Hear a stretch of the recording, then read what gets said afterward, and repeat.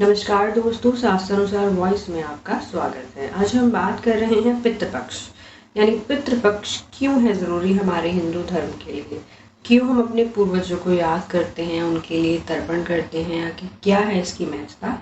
आज हम इस वीडियो में श्राद्ध को सनातन धर्म में महत्वपूर्ण माना गया है, जो पूरे 16 दिन की अवधि होती है। पितृपक्ष निरंतर 16 दिनों तक चलते हैं और एक ऐसी अवधि होती है जब हिंदू समुदाय के लोग अपने पूर्वजों के प्रति सम्मान व्यक्त करते हैं और उनसे प्रार्थनाएं करते हैं। साधारण शब्दों में अगर हम पितृ की बात करें तो इसमें हम अपने पूर्वजों जो हमारे साथ या हमारे बीच में अब नहीं है, उनका तर्पण या श्राद्ध करने का समय होता है।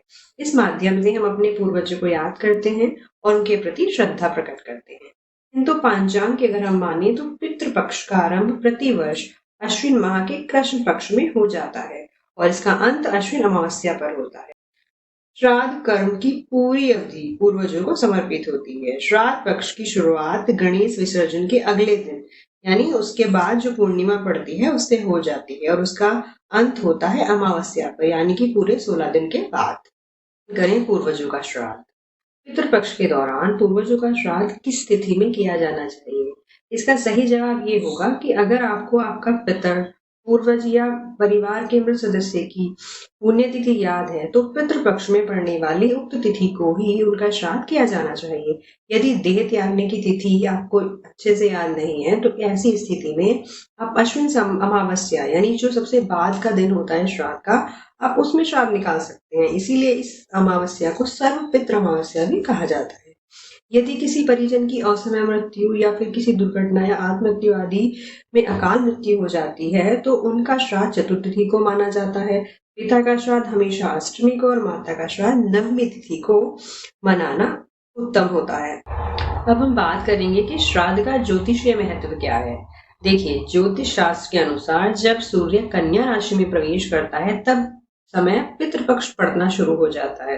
अर्थात अगर मैं इसे सामान्य शब्दों में बोलूं तो सामान्य अर्थों में इसका अर्थ निकलेगा कि जब सूर्य कन्या राशि में प्रवेश करता है तो सभी पितृ अपने पुत्र पौत्रों और अपने वंशजों के घर धरती पर आ जाते। इस 16 दिनों की अवधि के दौरान पितृपक्ष की अश्विन अमावस्या तक अगर आप अपने पूर्वजों का श्राद्ध नहीं करते हैं तो पूर्वज कुपित होकर अपने वंशजों को श्राप देकर वापस। बात करते हैं पितृपक्ष के दौरान क्या कार्य हैं जो वर्जित हैं, जो हमें नहीं करने चाहिए। पितृपक्ष के दौरान 16 दिन की अवधि तक जातकों को इन कार्यों से बचना चाहिए। पहला कार्य, पितृपक्ष के दौरान मांसाहार का भोजन बिल्कुल ना करें। बालों को नहीं कटवाना चाहिए। इस दौरान लहसुन, प्याज आदि तासनी भोजन का आप सेवन ना करें। कोई भी नया प्रोजेक्ट, नया घर या नई गाड़ी खरीदने जैसे मांगलिक कार्यों को भी आपको नहीं करना चाहिए। पितृपक्ष के महत्व के बारे में जानते हैं। हिंदू धर्म में किसी मनुष्य की मृत्यु के बाद उसका श्राद्ध कर्म करना बहुत जरूरी होता है। ऐसी मान्यता है कि अगर किसी व्यक्ति के द्वारा उसके पूर्वजों का विधि पूर्वक श्राद्ध या तर्पण नहीं किया जाता तो उनकी आत्मा को मुक्ति नहीं मिलती। ऐसी स्थिति में अपने पूर्वजों की मुक्ति के लिए वंशजों द्वारा श्राद्ध कर्म संपन्न किया जाना चाहिए। पितृपक्ष जातकों के लिए ये एक ऐसा अवसर होता है जब ये अपने पुरखों का सम्मान कर सकते हैं, उन्हें भोजन और जल अर्पित कर सकते हैं। श्राद्ध की प्रारंभिक तिथि या तो उत्तर भारतीय कैलेंडर या दक्षिण भारतीय कैलेंडर पर ही निर्भर होती है। हम सभी को उन्हीं का अनुसरण करना चाहिए। शास्त्रों के अनुसार पितृपक्ष से जुड़ी एक पौराणिक कथा का हम बात करते हैं। हिंदू धर्म ग्रंथों में पितृपक्ष से जुड़ी एक कथा का वर्णन हमें मिलता है जो इस प्रकार है। द्वापर युग में जब महाभारत के युद्ध के दौरान कर्ण का निधन हो गया तो उसकी आत्मा स्वर्ग में पहुंची, तो उन्हें वहां पर नियमित रूप से भोजन नहीं मिल रहा था। इसके बदले कर्ण को खाने में सोना और आभूषण दिए गए। इस बात से उसकी आत्मा बहुत निराश हो गई और कर्ण ने इस बारे में इंद्रदेव से पूछा कि हे भगवान, वास्तविक भोजन क्यों नहीं दिया जा रहा है मुझको। तब इंद्रदेव ने कहा, इसका एक बहुत खुलासा कारण है।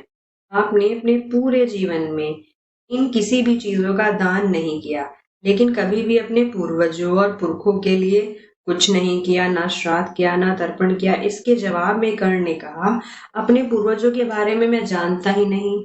और यह सुनने के बाद कर्ण को भगवान इंद्र ने 15 दिन की अवधि के लिए पृथ्वी पर वापस जाने की अनुमति दी, जिससे वह अपने पूर्वजों के श्राद्ध कर्म को अच्छे से कर सके। वर्तमान युग में इन्हीं 15 दिन की अवधि को हम पितृपक्ष के रूप में मानते हैं। पितृपक्ष में जुड़ी परंपराएं। पितृपक्ष के दौरान श्राद्ध कर्म को संपन्न किया जाता है। श्राद्ध कर्म को करने की प्रक्रिया सभी की बहुत अलग-अलग होती है, किंतु मुख्य 3 है जो हम इस बार बात करते हैं। प्रथम भाग को पिंडदान के रूप में माना जाता है, जहां पितरों को पिंड अर्पित किए जाते हैं। पिंड चावल, शहद, बकरी के दूध, चीनी और जौ से बनाए जाने वाले चावल के गोले होते हैं। दूसरा आता है तर्पण। तर्पण को दूसरे भाग के रूप में माना जाता है। इसके अंतर्गत आटा, जौ, कुशाघास और काले तिल के साथ मिश्रित जल को पितरों को अर्पित किया जाता है। अब तीसरा और अंतिम आता है ब्राह्मणों और पुजारियों को भोजन कराना। इसके अंतर्गत जातकों को ब्राह्मण और पुजारियों को भोजन कराना चाहिए और जातकों को धार्मिक ग्रंथों की कथा को पढ़ना और सुनना चाहिए। पितृदोष निवारण पूजा में हम क्या कर सकते हैं? किसी भी जातक की कुंडली में पितृदोष होने के कारण नकारात्मक प्रभावों का सामना उसको अपने जीवन में करना पड़ता है। इस दोष के निवारण के लिए आप पितृपक्ष में पितृदोष के निवारण पूजा कराकर इस दोष से मुक्ति पा सकते हैं। मैं उम्मीद करती हूँ आपको ये वीडियो अच्छा लगा होगा। अगर आपको जरा सा भी यूजफुल लगा है तो हमारे चैनल पर बने रहिए। आप सभी को राधे राधे।